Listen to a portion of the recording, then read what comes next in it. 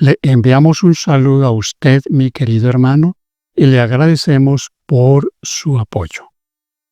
Este tema es muy importante, poder tener un panorama bien claro de lo que va a suceder. Sobre todo porque debemos mirar lo que pasó antes. La historia, dice el dicho, se repetirá. Pero fíjese que hay en la Biblia historias, por ejemplo, Daniel capítulo 3, que perfectamente usted la puede comparar con Apocalipsis capítulo 13. Ahora, ¿qué yo quiero que entendamos? Que hay una coalición de los poderes de la tierra y el cristianismo usado por Satanás para atacar no a una iglesia. Quiero que eso quede claro. El ataque no es contra la iglesia adventista del séptimo día.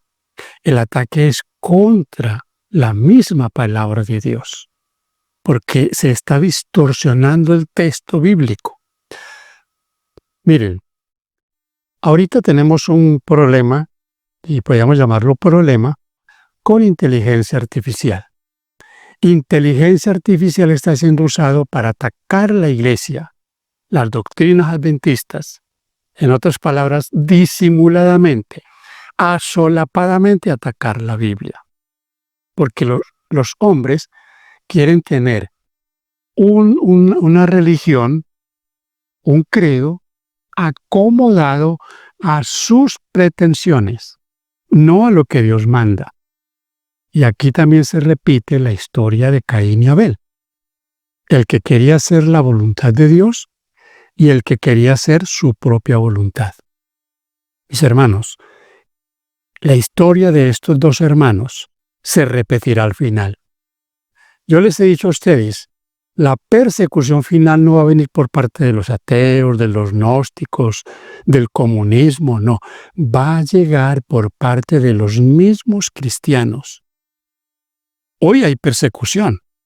Hay lugares donde el cristianismo tiene problemas, pero muchos de esos problemas no son tanto por lo que se cree, sino porque son lugares donde hay restricciones por asuntos políticos o asuntos de fanatismo religioso, sobre todo en muchos países árabes.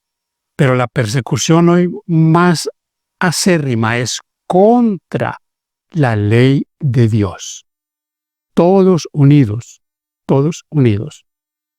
Catolicismo y protestantismo están unidos en atacar todos la ley de Dios. Ahora, yo quería que ustedes pensaran en algo, mis hermanos. Como es un asunto doctrinal, como la persecución es doctrinal, entonces tenemos que mirarlo desde el punto de vista de que si nosotros no estamos bien ilustrados de lo que dice la palabra de Dios, si no tomamos lo que dice el apóstol Pablo, que las cosas que se escribieron antes se escribieron para nuestra enseñanza, para que por la consolación de las Escrituras tengamos esperanza, entonces fácilmente seremos engañados. Muchos titubean, se llenan de dudas cuando escuchan todos esos temas en contra del enaguay, en contra del sábado, del asunto de la alimentación, de la ley de Dios. Entonces comienzan a titubear, pero uno titubea cuando no tiene un conocimiento claro de lo que ha creído. Quiero leer un pensamiento que está en el Conflicto de los Siglos en la página 43. Dice así: los poderes de la tierra y del infierno se coaligaron contra Cristo en la persona de sus seguidores. El paganismo previó que, de triunfar el Evangelio, sus templos y sus altares serían derribados. Por lo tanto, reunió sus fuerzas para destruir el cristianismo.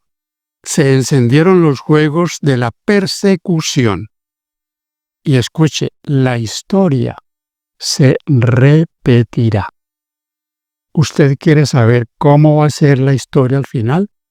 Lea el libro Hechos de los Apóstoles, que es un libro histórico. Algunos dicen que el nuevo pacto arranca desde Hechos para acá, porque están los 4 evangelios, luego sigue Hechos, pero hay que estudiar ese libro, porque ese libro nos presenta un panorama de lo que pasó con la iglesia primitiva, cómo fue perseguida, quiénes la persiguieron y lo que va a pasar al final. ¿Quiénes persiguieron a los apóstoles? ¿No fueron los judíos? Ellos fueron los que persiguieron. Sus mismos compatriotas. Pablo era judío, lo persiguieron. Pedro era judío, lo persiguieron ellos mismos. ¿Por qué lo persiguieron? Por los asuntos de leyes ceremoniales, por la circuncisión y esencialmente porque ellos predicaban a Cristo como el Mesías. Esa fue lo que más a ellos les incomodó y hoy todavía les incomoda. Quiero venir aquí a la Biblia para leer un texto que está aquí en Mateo, en el capítulo 10, versículo 16 en adelante. Dice: He aquí yo os envío como ovejas en medio de lobos. Sed pues prudentes como serpientes y sencillos como palomas. Y guardaos de los hombres, porque os entregarán a los concilios, y en sus sinagogas os azotarán. Y aún ante gobernadores y reyes seréis llevados por causa de mí, para testimonio a ellos y a los gentiles. Mas cuando os entreguen, no os preocupéis por cómo o qué hablaréis, porque en aquella hora os será dado lo que habéis de hablar. Porque no sois vosotros los que habláis, sino el Espíritu de vuestro Padre que habla en vosotros. El hermano entregará a la muerte al hermano, y el padre al hijo, y los hijos se levantarán contra los padres y los harán morir. Y seréis aborrecidos de todos por causa de mi nombre, mas el que persevere hasta el fin, éste será salvo. Alguien te puede decir: esto fue para los discípulos. Todo esto, mis hermanos, tendrá un doble cumplimiento. Todo esto que está aquí, que está en el capítulo 24 de Mateo, que lo dice Marcos en su libro, en el capítulo 13, que lo dice Lucas en capítulo 17 y capítulo 21, son historias que ilustran lo que pasaría cuando se predicara el Evangelio. Hoy no tenemos problemas por predicar a Cristo. Hoy los problemas los tenemos por causa de la ley de Dios. Es la ley de Dios la piedra de división el cristianismo hoy. Sobre todo el 4º mandamiento, el día de reposo. Entonces, mis hermanos, el Señor nos lo dijo. Leo este otro texto que es también muy diciente en cuanto a que si a Él lo persiguieron, ¿quiénes somos nosotros para que no nos vayan a perseguir? Dice aquí en el capítulo 15 de Juan, el versículo 18, si el mundo os aborrece, sabed que a mí me aborreció antes que a vosotros. Mis hermanos, miren esto. Si hoy tenemos problemas, hoy hay todo ese tipo de manifestaciones contra la Iglesia Adventista del Séptimo Día, si hoy están tan preocupados por esta iglesia, cuando la iglesia está funcionando, la iglesia avanza, se está bautizando gente, se hacen campañas, se hacen diferentes actividades, nos congregamos regularmente, pero no tenemos el poder de Dios derramado sobre el pueblo. Ustedes pueden pensar qué va a pasar cuando ese remanente reciba la promesa final del Espíritu Santo. Cuando refutarlos sea algo totalmente imposible. Si hoy tienen que esforzarse en tratar mal, y si hoy tienen que malinterpretar la Biblia para tratar de contrarrestar la verdad, cuando el Espíritu Santo sea derramado, cuando sea la plenitud final del Espíritu para el último pregón, y el poder de Dios esté manifestado en toda su plenitud, no van a poder. Y cuando eso suceda, se va a intensificar algo que es el último recurso que les queda, la persecución. Habrá persecución. Porque eso pasó con la iglesia en Hechos. Cuando recibieron el Espíritu Santo y hablaban ellos con poder, cuando ocurrían milagros, algunos reconocían, es que ellos han estado con Jesús, por eso tienen ese poder, por eso hablan así. Cuando hablaron en todos esos idiomas, ¿qué dijeron?